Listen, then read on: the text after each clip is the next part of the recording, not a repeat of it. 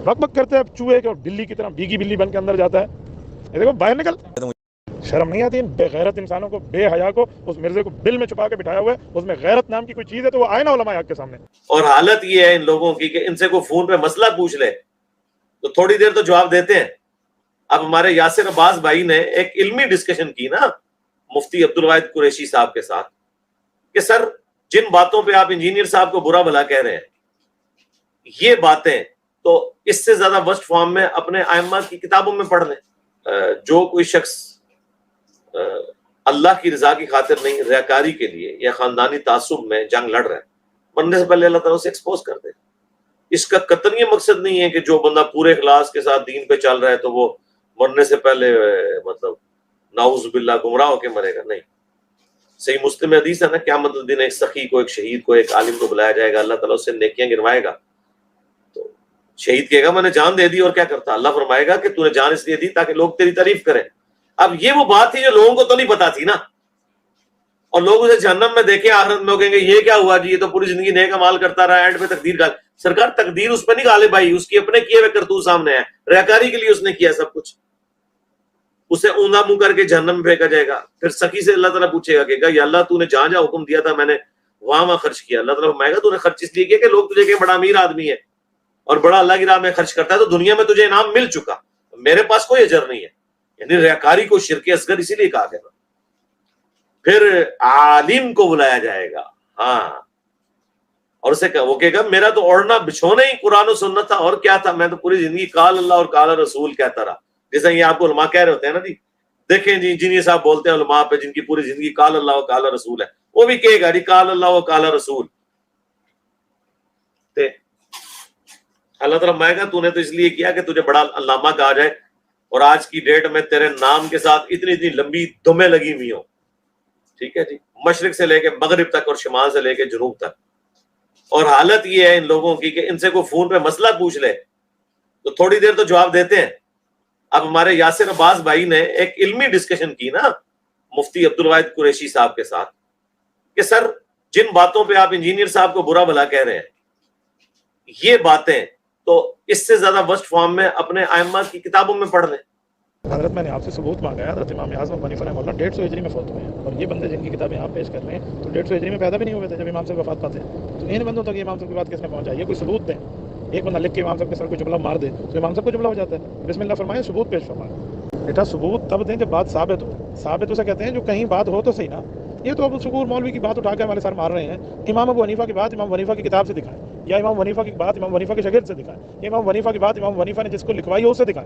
इमाम अबू हनीफा 150 हिजरी में फौत हुए हैं और ये मौलवी सब कब पैदा हुए हैं? इसने इमाम अबू हनीफा की बात कहाँ से सुन ली? उसका कोई सबूत दिखाएं। न ऊपर कोई सनद है, न ऊपर कोई बात है, न ऊपर कोई ये कहते हैं मैंने अबू हनीफा से खुद सुना, न ऊपर ये कहते हैं मैं इमाम अबू हनीफा का शागिर्द हूँ। इसने अपनी तरफ से एक बात लिख दी है, ये इमाम साहब का कॉल कैसे हो सकता है? सबूत ये मांगे। उन्होंने कहा मौलवी की बात उठाकर हमें ना कि मिर्जा ही लिखता है, ये काम सारे मिर्जे के। ये बताओ कि इमाम हनीफा की इस मौलवी से मुलाकात है? इमाम हनीफा ने इस मौलवी को खुद बताया, इस मौलवी ने अपनी तरफ से लिख के इमाम साहब के सर मार दिया। तिलका दिमा उनका तहर अल्लाहु अयदीना फलनुताहिर अलसिनतना। हमारे अइम्मा तो कहते थे कि वो खून है जिन खूनों से अल्लाह ताला ने हमारे हाथों को महफूज रखा है, हम अपनी ज़बानों को इनसे महफूज रखें। ये बात है हमारे अकाबिरीन की, अहनाफ की, शवाफे की।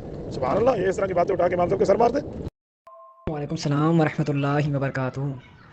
मुफ्ती साहब, असल बात ये है कि ये जो किताब है ना, ये मिर्ज़ा साहब ने प्रिंट नहीं किया, पहली तो ये बात सर जी। दूसरी ये बात है कि इस किताब से जो प्रिंट कर रहे हैं, जो इसको सेल कर रहे हैं, जो इस किताब से पैसे कमा रहे हैं, वो भी मिर्ज़ा साहब के पास पैसे नहीं आ रहे, वो भी अहनाफ ले रहे हैं। ठीक है, आप इस अपनी वीडियो में कहें कि ये इस किताब छापने वाले, किताब को जो ये इसको सेल करके पैसे ले रहे हैं, जिनके पास ये पैसे जा रहे हैं, ये सारे के सारे राबजी हैं।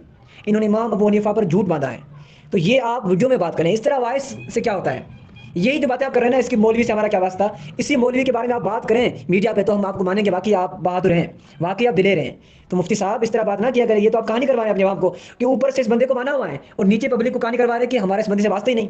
किताब आप लोग छाप रहे हैं, तर्जमे आप लोग कर रहे हैं इस किताब के, और इस किताब की प्रिंट करके इसको शेयर करके पैसे भी ले रहे हैं।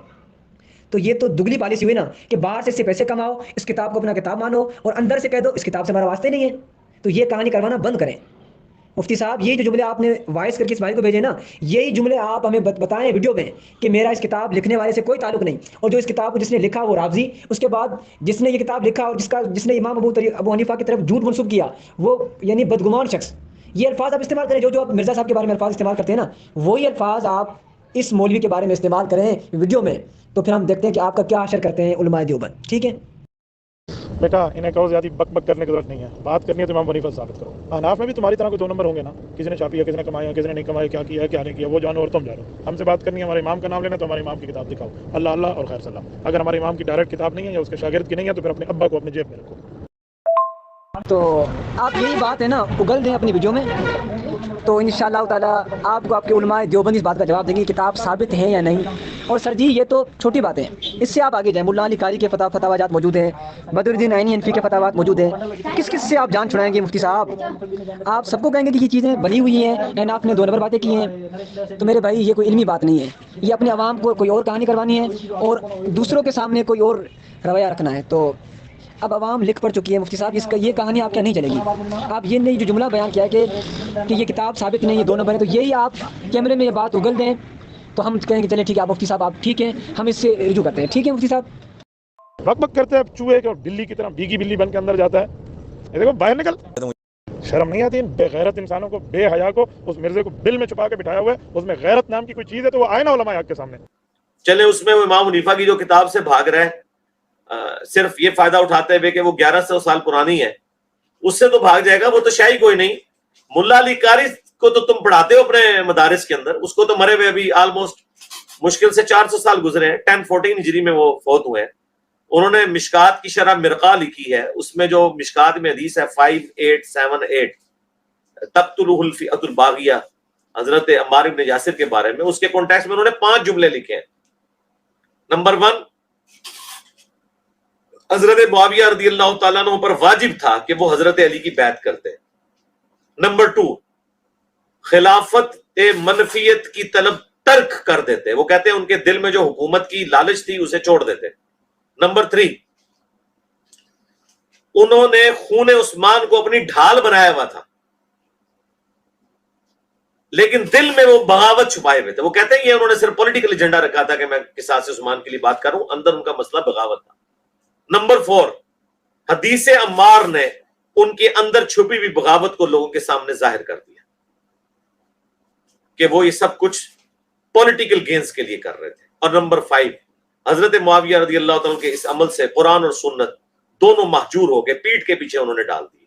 یہ ملا علی قاری لکھ رہے ہیں. پھر اینڈ میں وہ لکھتے ہیں لیکن ہمیں چاہیے کہ نہ ہم رافضی بنے نہ ناسبی بنے. ملا علی قاری یہ 5 ڈاکٹرنز بیان کر کے بھی کہتا ہے کہ یہ زبان کھولنا نہیں ہے. تو سر یہ زبان تو انجینئر صاحب نے کبھی نہیں کھولی. حنفی اگر ملا علی قاری کو کچھ کہہ دیں تو حنفیت فارغ ہو جاتی ہے.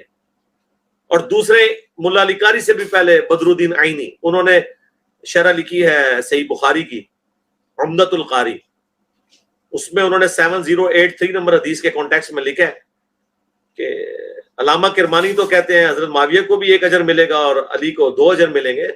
میں کہتا ہوں کہ حضرت معاویہ کو جب قتل عمار کا پتہ چل گیا تو انہیں کہاں سے اجر ملے گا، جبکہ حضور نے فرمایا تھا کہ عمار کو باغی جماعت قتل کرے گی. کیا حضرت معاویہ اس پہ راضی نہیں کہ اللہ انہیں برابر چھوڑ دے، چاہے جائے کہ انہیں 1 اجر دیا جائے؟ تو بخاری مسلم میں واضح حدیث ہے کہ حکمران اگر اجتہاد کرے تو درست اجتہاد پہ 2 اجر ملیں گے، غلط پہ 1. یعنی حضرت علی اگر نعوذ باللہ جنگ جمل صفین نہرمان غلط لڑتے تب بھی 1 اجر ملتا. الحمدللہ انہوں نے صحیح لڑی ہے تو ان کے لیے 2 اجر ہے. مخالفین کہاں سے مجتہد ہو گئے؟ مخالفین تو باغی ہیں. بخاری کے الفاظ ہیں 2812 تقتلہ الفئۃ الباغیہ یدعوہم الی اللہ ویدعونہ الی النار.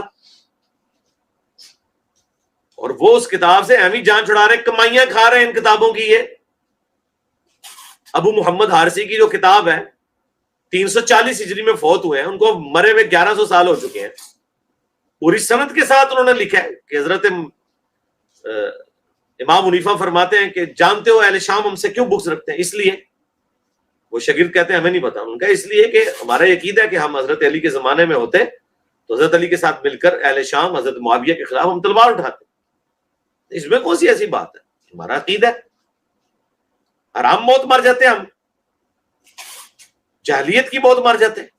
صحیح مسلم میں حدیث ہے جو امام وقت کی بیعت کے بغیر مرا وہ جاہلیت کی موت مرا. بخاری مسلم میں حدیث ہے جب پرفتن دور ہو تو جماعت المسلمین اور ان کے امام کو پکڑ لینا. مولا علی علیہ السلام جماعت المسلمین کے امام تھے.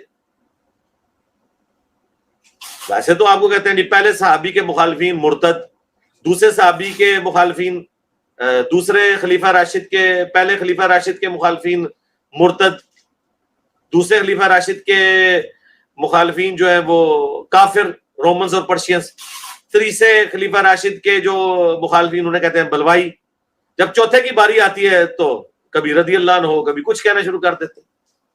چوتھے کی باری تم لوگوں نے جو ہے وہ خلافت راشدہ حق چار یار کو بھول جاتے ہو. اللہ سے ڈرو.